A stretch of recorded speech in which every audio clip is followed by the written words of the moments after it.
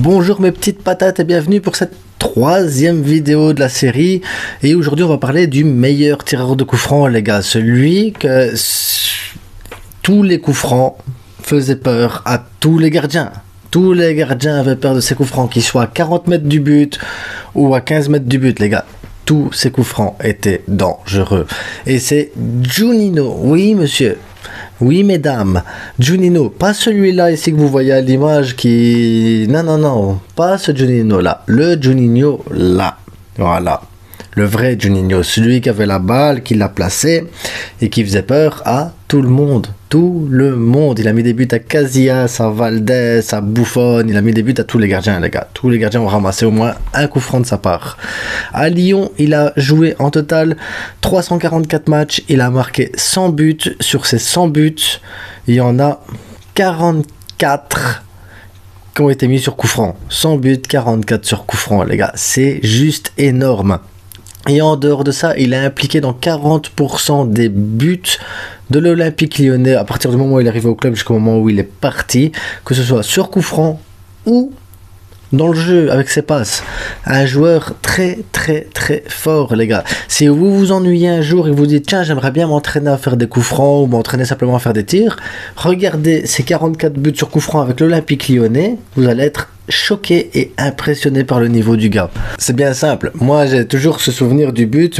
Ceux de ma génération ont sûrement vu et d'autres ont sûrement vu d'autres buts avec leur club à eux compris. Mais moi, de mon côté, c'est celui tout excentré à gauche comme ça.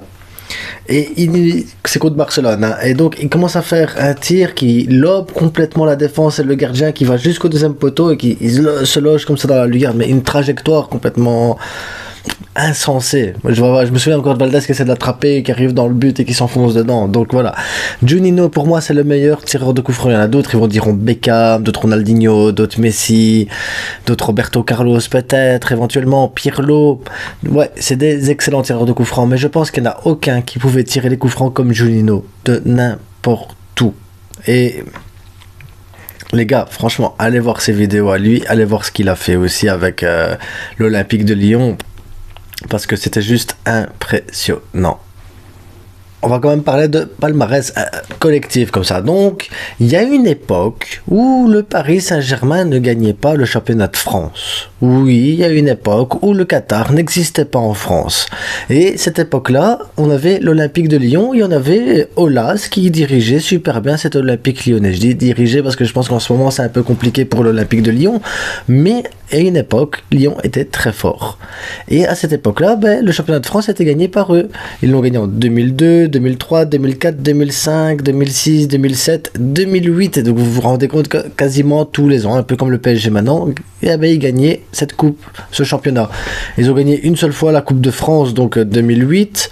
Vainqueur en 2002, 2003 et 2004 de la Coupe de la Ligue, et puis il y a eu des coupes à la con, au Peace Cup et tout ça, enfin bref, cette fois il a gagné le championnat de France avec l'Olympique Lyonnais, et je trouve ça, c'est pas si évident que ça en fait d'avoir un club qui gagne tout le temps comme ça, surtout qu'à ce moment-là, il y avait Bordeaux qui était bon, t'avais Marseille qui était bon, enfin il y avait toujours Monaco était là aussi, il y avait toujours des bons clubs, il y avait toujours voilà une rivalité entre certains clubs et tout ça.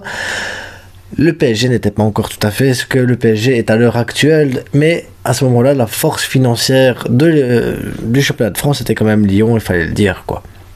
Et Juninho faisait partie de cet effectif qui a fait rêver quand même beaucoup de Lyonnais, même en Ligue des Champions, hein, ils ont éliminé le Real Madrid à plusieurs reprises, ils ont fait stresser le Barça quand même, voilà, je me souviens de cet Olympique Lyonnais, il y a une épopée quand même de Lyon, il faudrait un jour que j'arrive à vous en parler de cette épopée de Lyon, parce qu'il y a d'autres clubs comme Arsenal et tout ça qui ont eu leurs épopées et leur époque à eux.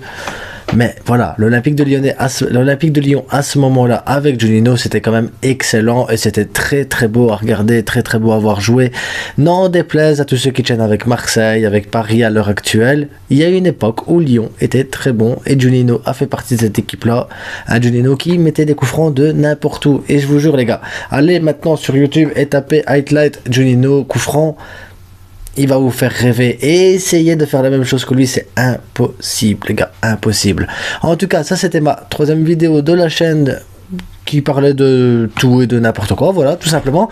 Et on va essayer de parler d'un truc rien à voir avec les joueurs de foot demain, donc je vous invite à regarder demain, les gars. À demain, salut.